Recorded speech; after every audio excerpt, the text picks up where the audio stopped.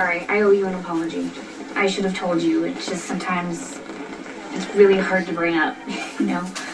Hi, nice to meet you. I'm HIV positive. And then if you don't say anything, it seems like you're ashamed or hiding something.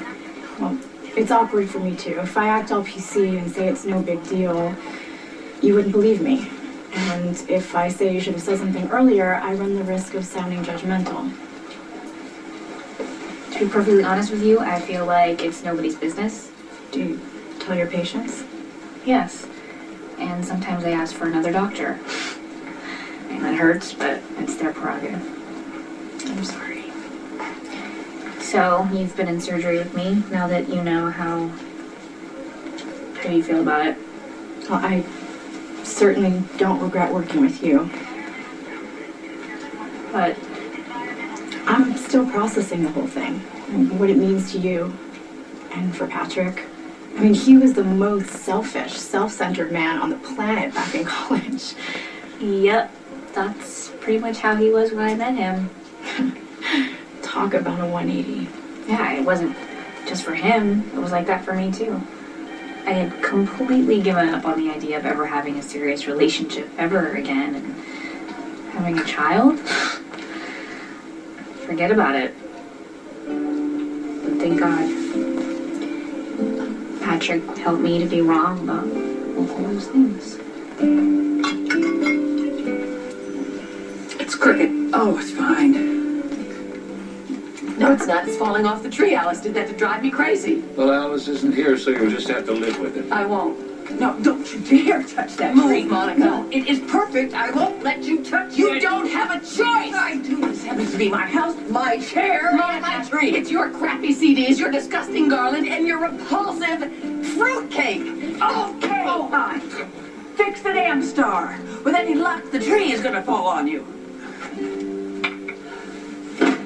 Oh, hello, Rebecca. Come on in and join the festivities. Why didn't you say anything? Because I was watching you fight. You do it because you love each other, even though you'd probably choke on the actual words. I'm gonna miss it. What do you mean?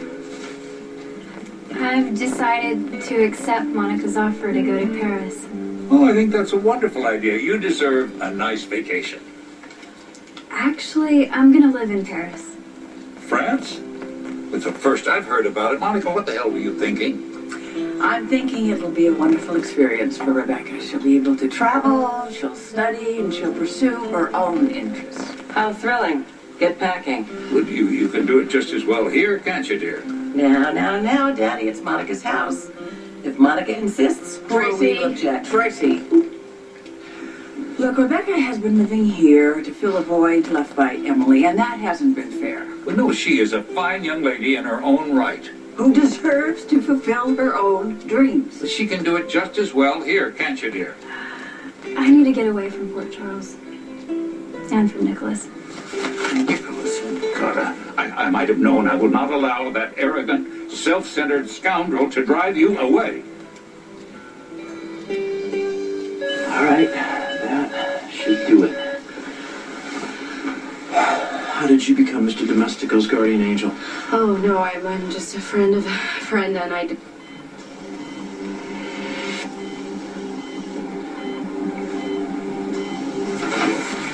Approximately 6 months after Franco immigrated to France, he had his first exhibit of staged crime scene photographs. Shortly thereafter, a killing took place that mirrored one of Franco's art installations, including the twisted positions of the body. Did the cops question him? Yes, and it appears he enjoyed taunting them, but they were unable to tie him to the crime. Subsequently, 3 other killings have taken place that echo Franco's artwork. Have the killings ever come first? No, the art always precedes the actual crime. Okay, you know what? See if the Paris police reported finding a graffiti tag CO77X anywhere near the killings. This guy is seriously psychotic. He can't separate art from reality. Actually, Jacko believes he is well aware of the difference.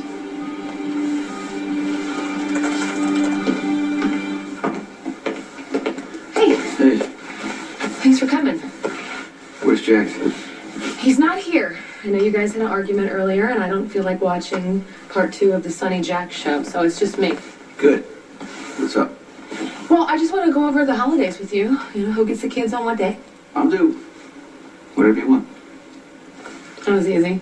Well, you love Christmas, and for me, it's pretty much, what it is. What are you looking for? My mom got Jocelyn this really adorable hat, and I can't find it anywhere.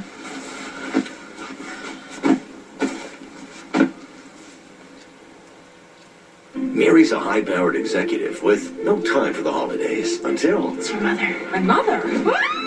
she gets the call to go home for the holidays. You know, there's something that, you need to know.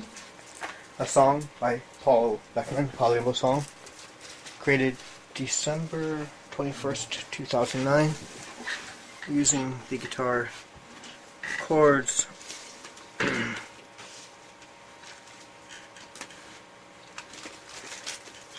B flat 7 and F minor 7.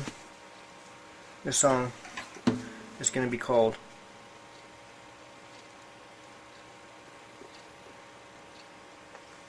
Marilyn Monroe's House Where Anna Nicole Smith Died.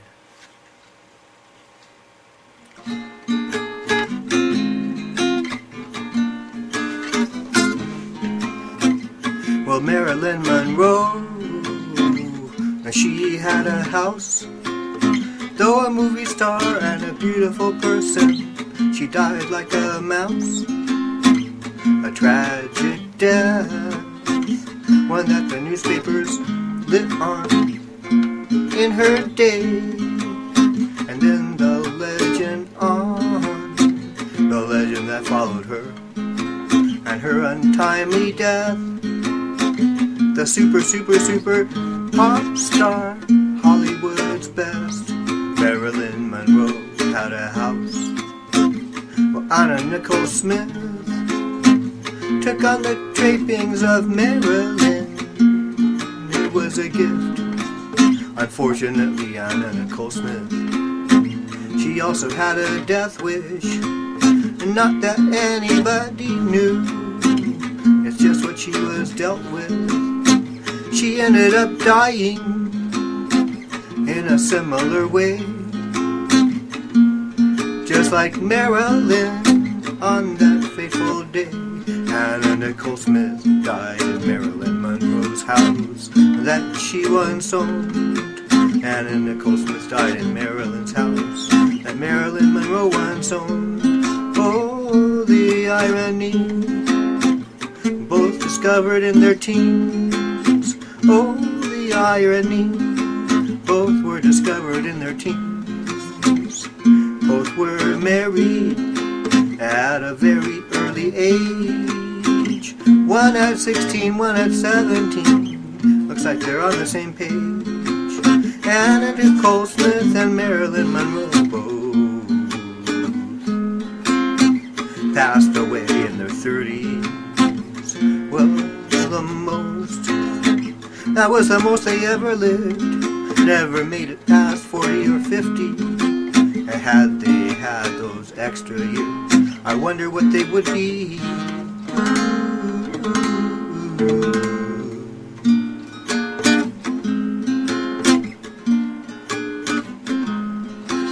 And so as it turned out, well, she lived. Anna Nicole lived in Marilyn Monroe's house, oh yeah. Well, that's where they both died. A loss for the world. Pretty faces and bodies. Oh well, they gave it a whirl. Praises to the two now.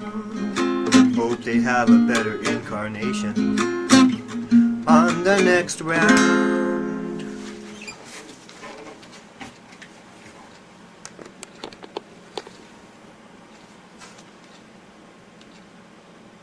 Happy birthday. I'm sure she can get through a birthday without hearing from me.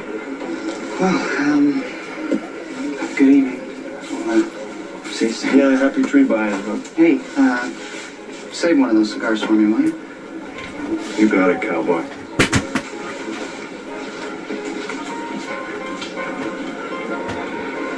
No. I will not allow Nicholas Cassadine to cost me another granddaughter. Enough, Edward. You can't blame Nicholas for what happened to Emily. No, he suffered just as much as all of us. He still is, as a matter of fact.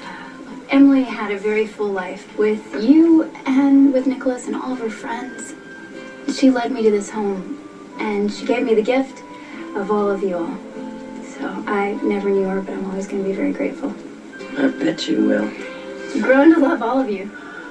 Even Tracy, just a little. Well, if you think that's going to earn you a little extra traveling money, think again. We love you too, dear. Thank you, Grandfather. And I hope you can understand that instead of taking Emily's place, that I need to find my own way, discover who I am and what I want.